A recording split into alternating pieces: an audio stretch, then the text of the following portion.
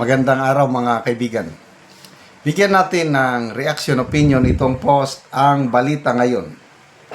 Nabuking Congressman Erese binulgar. Dating abogado ni Lisa, siya ring naghain ng impeachment laban kay Marcos Jr. Ibinulgar ni House Senior Deputy Minority Leader at Caloocan City Representative Edgar Erese na ang abogadong naghain ng impeachment complaint laban kay Pangulong Marcos Jr. ay siya ring dating abogado ng First Lady Lisa Araneta Marcos. Ayon kay Erese, si Attorney Andre De Jesus ang naghain ng impeachment laban sa Pangulo ay kamakailan lamang nagsilbing abogado ng unang ginang sa isang kasong legal dahilan upang questionin niya ang motibo at kredibilidad ng reklamo. Tinukoy ni Erese na noong Nobyembre 2024, si Jesus ang kumatawan kay First Lady Lisa Marcos sa paghain ng disbarment case laban kay Attorney Glenn Chong kaugnay ng umano'y paninira at pang-atake sa unang ginang. Para kay Erese, nakakapagtaka at hindi pangkaraniwan ang biglaang paglipat ng papel ng abogado mula sa pagiging tagapagtanggol ng pamilya ng Pangulo tungo sa paghain ng reklamo laban mismo kay Marcos Jr. Naniniwala rin ang mambabatas na ang impeachment complaint ay madaling mababasura dahil umano sa kakulangan nito sa legal na bigat. It lacks form and substance ayon kay Erese. Dagdag pa niya, ang ganitong mga detalye ay mahalagang malaman ng publiko upang maunawaan ang konteksto at pinanggagalingan ng impeachment complaint laban sa Pangulo. Nauna nang nagpahiwatig si Erese na may mga grupong nagtatangkang magsampa ng impeachment hindi lamang laban kay Pangulong Marcos kundi pati kay Vice President Sara Duterte, isang senaryong unti-unti nang nagiging realidad sa Kamara.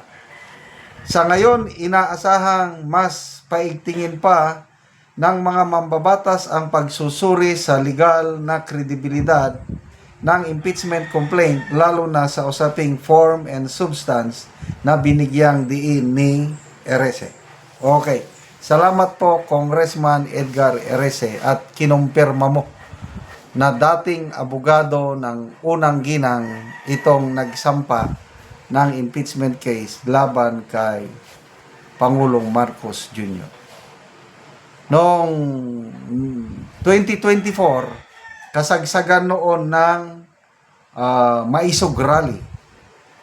Sa isang speech ni Attorney Chong, nabanggit niya yung sasampalin niya si First Lady back to back o kaliwat kanan, something like that. At ang nagsampa kaagad ng disbarment case sa Korte Suprema laban kay Attorney Chong ay itong si Attorney Andre De Jesus na siya rin nagsampa ng impeachment case laban kay Pangulong Marcos Jr. Di ba nakakapagtaka? Dati-dati, pumapanig ka, tinutulungan mo ang unang ginang, ang Marcos family. Ngayon, sasampahan mo ng kaso. We were not born yesterday. Okay, kung pagbasihan mo ang ang grounds of impeachment, parang totoo.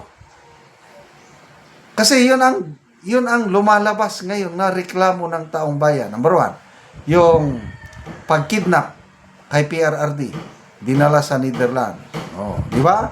Yun ang reklamo ng mga DDS. O, yun din ang inilagay ni Attorney De Jesus. Pangalawa, yung aligasyon na gumagamit ng bawal na gamot ang Pangulo. Addictus Benedictus. Pangatlo, yung budget ng 4 na taon, 2023, 24, 25, 26. Ang Pangulo, failure. Hindi niya bineto ang mga unprogrammed appropriations. Tama.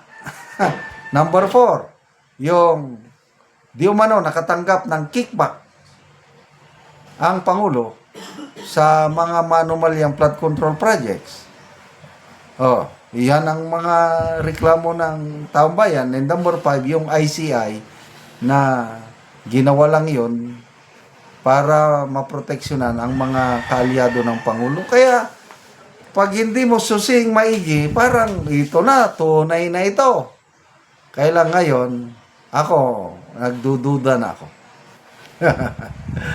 Ay, nako. So, pwedeng magaganda yung grounds for impeachment but depende na sa isinubmiting mga... Kasi magsasubmit ka ng ebidensya para pag-aralan form and substance. Kung walang isinubmit na ebidensya, ay di walang substance. Kaya agree ako kay Congressman Erese na madaling mabasura. So, ganyan talaga ang larong politika. Marunong sila, inunahan. Itong Makabayan Black, magsasampa rin ng, magsasampa ng impeachment complaint laban kay Pangulo. Within the coming days daw. I don't know, itong grupo ni na Congressman Paulo Duterte kung magsasampa rin.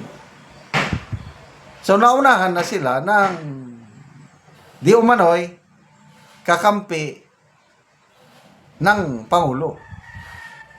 So, yan na po ang galawang politika. So, next month, yan naman, sunod-sunod na naman na impeachment complaint laban kay BP Sara. But salamat, Congressman Erese, sa iyong paglilinaw na dating abogado ni First Lady Lisa itong nagsampa ng impeachment laban kay Pangulong Marcos Jr. Nakakapagtaka. Salamat mga kaibigan sa inyong pagsubaybay sa ating channel. Nakakatulong kayo ng malaki sa tribong Talandig ng Bukidnon dahil ang sweldo natin sa channel na ito is pantulong po sa tribo. Namimigay tayo ng libreng yero at pako para makapagpatayo sila ng mas maayos na tirahan. Panoorin nyo ang video na ito. Karon mao na niyang matagaan og yero si Kuya. Okay, salamat kayo sa Ginoo nga nainabangan na gyud ko. Nang sin nga niabot. Oo, so si Kuya natagaan og yero. So Balay nga ngabuslot na mao ato. niyang iyang balay nang kuha na ang atop. So mao niyang hitsura sa balay ni Kuya nga buslot og tuluan na gid kaayo ang ilang kahimtang kung muulan. So di pang sapahan na lang og sako. Tungod sa di na makaya ang ulan. Kay dili na sa makaya kung ulan, sapa na lang usako. At haron tayo mamada ko kuan. Bente. At bikunan da. Mga bulsot na gid kaayo. Kita na. So karon Kuya, pila na ni katuig ang imong balay nga nang bulsot naman na nanay mga tulo kung ulan. Kuan na ni siya ka tuig, 15 na ni ka tuig. Unya tungod sa tong kawadon, ang sin nga akong na gamit ani so nakatong pinakanipis na gyud sa tanan mo nga So pagkakaroon. dali ra siya makuan nadaot. Dali ra gyud kay nipis man. Oh, Tungod so- sa kanipis kay di man ta makakayo baga gyud nga asin. So pila na imong edad Kuya? Kuan ako karon 41 So na ko karon. na kay anak. Na ako'y duha ka anak kunya tangan naga-eskwela. So si Kuya. So ang imong panginabuhian Kuya, Kuan ra mag-uuma ra gyud so next ra gyud. mag-uumara. So si Kuya natagaan og yero, so makaatop na gid ka karon Kuya. So atop na gyud ko karon dako akong kalipay og pagpasalamat sa nagpasiyugdaan ning programa. Ang atop na ako nga naguba na gyud so Maalis nalisa na gyud. na. Sige, sige.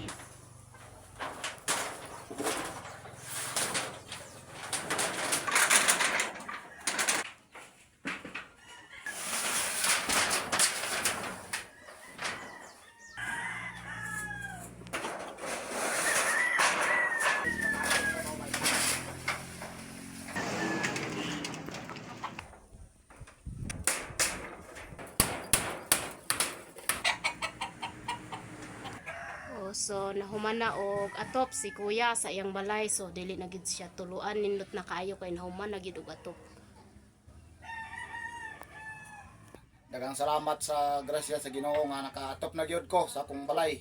Manginaot ko nga ang nagpasyog dani nga pinagi ni nga mga hinabang, manginaot ko nga dagang pag dagan pa ang matabangan sa dili lang diri sa among barangay, sa barangay Tagbang kundi Sige. lakip pa sa kinatibukan nga lungsod sa Talakag ang ilang mga tabangan. Dagang kayo Sige. salamat. Okay, sige, salamat po.